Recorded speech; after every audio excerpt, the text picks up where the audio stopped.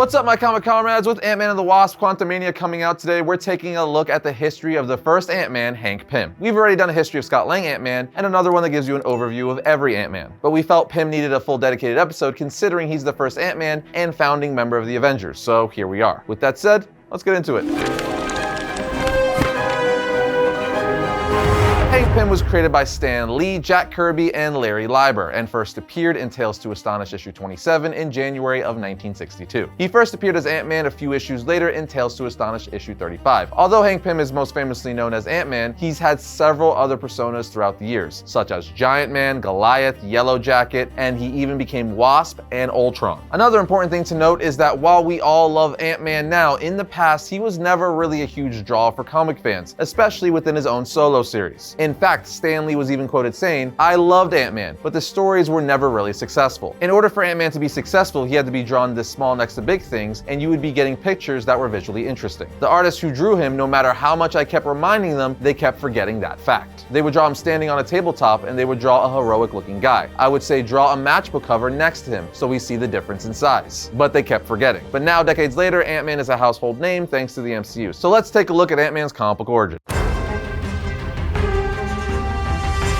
It all started in Tales to Astonish issue 27. We are introduced to a scientist by the name of Hank Pym who is holding a formula while saying, "It works, I've done it. I've reduced the chair down to doll size. Now I only have to apply a few drops of my growth potion and the chair returns again to its normal size. This is the greatest triumph I have ever known." As the chair starts to grow back to normal size, Pym thinks back to a science convention several months ago where colleagues were saying he was ridiculous for his theories. This only motivates Pym to work harder to perfect his serum, so he spends months alone in a lab working and planning, saying, "Soon I'll have my serum perfected. Then I shall be able to change the size of any object. What a boon it will be for mankind." We then see shrunken food and a crate in his hand saying anything could be reduced in size and shipped for a fraction of the cost. An entire army could be transported in one airplane. He eventually says, "At last, the great day has come. My serums are finished. I've tested them on a chair, and they work. Now all that remains is to test them on a living object, on myself." So he does just that, putting a few drops of his reducing potion on himself. The serum works so well that he starts freaking out and starts running around the room now the size of an ant. He says, "How will I ever get back? I left the antidote on the window ledge. I could never reach it now. Nobody can help me. Nobody can hear my small, weak voice." So for a genius, he forgot the most important step, a way to transform back to his normal self. In any case, even though the humans couldn't hear him, the ants could. And like a true classic horror movie from the 60s, the ants start attacking him, so he decides to run into one of the chambers the ants built, saying if I could just hide in one of them long enough to figure out a way out of this nightmare. But he ends up falling in an open shaft, landing in honey, saying the ants stored it for food. "It's so sticky, I can't get free of it. The more I struggle, the tighter it holds me." An ant then sees him and saves him from the honey. He then befriends said ant. With the help of this ant, he's able to get out of the anthill and even rides the ant up a wall back to his laboratory to the antidote. He climbs inside the vial and boom, he restores himself back to normal size. Once normal again, he says, "And now the first thing I must do is destroy these growth potions. They're far too dangerous to ever be used by any human again." That's right, he literally just pours them down the sink. And the next month he meets with his fellow scientists who asks, "So your experiments failed?" He replies, "Yes, you were right. They were just a foolish waste of time. From now on, I'll stick to practical projects." Then on the last page of the comic, we see Hank staring at an anthill with the caption saying, "And so,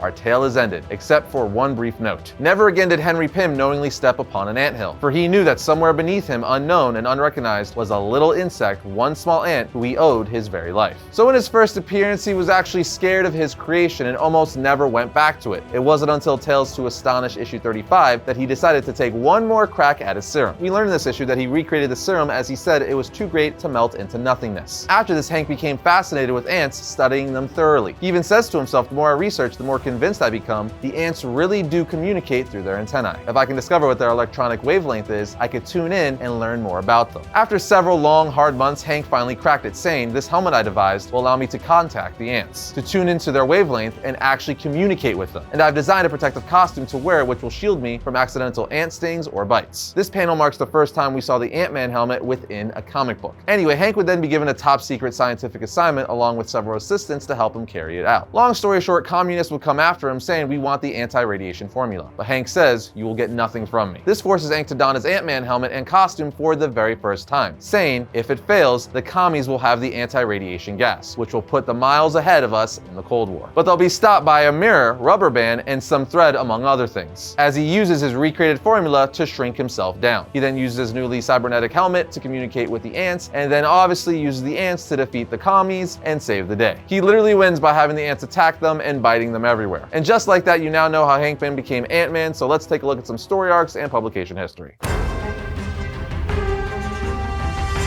Believe it or not, Hank Pym actually plays a major part in many of the more iconic stories Marvel has to offer, making him a very important character to the Marvel Universe. Case in point, you cannot mention Hank Pym's story arcs without mentioning the fact that he co-created the Avengers. Yup, old Hank is a founding member of the original Avengers, all the way back in the Avengers issue 1, where they band together to defeat Loki, which is obviously where the Avengers movie loosely pulled some of its plot from. You've probably heard this story a million times. Loki tricks Hulk into going on a rampage, but eventually Iron Man, Thor, Wasp, and Ant-Man find out it's Loki behind it all. At which point they team up to defeat the God of Mischief. Then towards the end of the issue, Ant-Man says, wait, before we separate, the Wasp and I have something to say. Each of us has a different power. If we combine forces, we could almost be unbeatable. At which point Iron Man says, work as a team? Why not? Thor says, there's so much good we might do. With Hulk saying, I'm sick of being hunted and hounded. I'd rather be with you than against you. Wasp then says, we need a name. It should be something colorful and dramatic, like the Avengers, or Hank says, or nothing, that's it, the Avengers. Thor, Hulk, and Iron Man agree, and the rest is comic book history. You can literally give most of the credit to Hank and Wasp for the Avengers forming. Hank was literally the one who says, wait, before we separate, Wasp and I have something to say, and suggested they form a team. But good old Hank Pym didn't just help form the Avengers, no. He's also responsible for one of the greatest villains the Avengers has, Ultron, who made his first cameo appearance in Avengers issue 54. Ultron was literally created by Hank Pym based on his own thought and memory engrams. It was Hank dabbling with artificial intelligence, and boy did that go wrong. As we've seen from basically every sci-fi movie ever, Ultron became more than sentient and then rebelled against his creator. Not only that, dude straight up brainwashed and defeated Hank Pym into forgetting that he ever made him, which was revealed to us in Avengers issue 58 via flashbacks. Also, Hank Pym is inadvertently responsible for the creation of Vision as well, because Ultron, his son, in a weird way, created Vision, whose body was from the Mad Thinker's Human Torch and the brainwaves of Wonder Man. But as we all know, Vision rebelled against Ultron and helped the Avengers save the day. Then of course you can't talk Hank Pym without mentioning the trial of Yellow Jacket, one of his many personas. I know this isn't an Ant-Man persona, but again, we're talking about Hank Pym here. You have to at least mention it. Hank is a character throughout Marvel Comics who has suffered a lot of depression and anxiety. And he was suffering from this during the time the Avengers were going through a lot of lineup changes. But in the midst of this, he thought that his discovery of the Pym particles were going to be the only claim to fame, as his research has gone nowhere since. He also had the added guilt of creating Ultron, one of the Avengers' most deadly villains. Then to top it off, the Wasp, Janet Von Dyne, his wife, is the main support for their marriage both emotionally and financially, due to her inheritance and success being a great fashion designer. All of this eventually led to Hank Pym snapping, as we infamously see him striking his wife in the storyline. He straight up backhands her, laying her out on the floor, something that would follow him forever. It's a story where you see Hank Pym at his lowest doing such horrific things like hitting his wife. But by the end of the book, he states that his superhero life has cost him his marriage and everything that is good in his life. So he would never return to it, giving us some sort of redemption for Hank, even though a shadow still looms over him, as we know he's staying away from the superhero life didn't last long. In short, it's a really great saga and something that could easily take up an entire episode. I also want to mention another infamous time of Hank Pym from the Ultimate Universe, where Hank snaps having a physical brawl, weapons and all, with his wife, the Wasp, forcing her to shrink down as he sprays her with insect spray, then sends a bunch of ants to attack her. Yeah, no matter what universe Hank is from, he definitely has moments I'm sure he'd rather not mention. Then of course we have the epic Avengers Rage of Ultron graphic novel. You see, the Avengers thought they defeated Ultron and shot him into space. But come on now, villains don't stay away for long. And somehow the evil artificial intelligence known as Ultron returned. This time he has his sights set somewhere else, and that would be Titan, the birth world of Thanos. At which point planet Ultron is created in its place. So Star Fox, Thanos' brother, gets the help of the Avengers and Giant Man, aka Hank Pym, to come face to face with his planet-sized son. During the battle, Hank Pym becomes merged with Ultron. It's actually a really solid story. If you haven't read it yourself, do yourself a favor and do it. There's a bunch more great Hank Pym story arcs, but now it's time to move on to powers and abilities.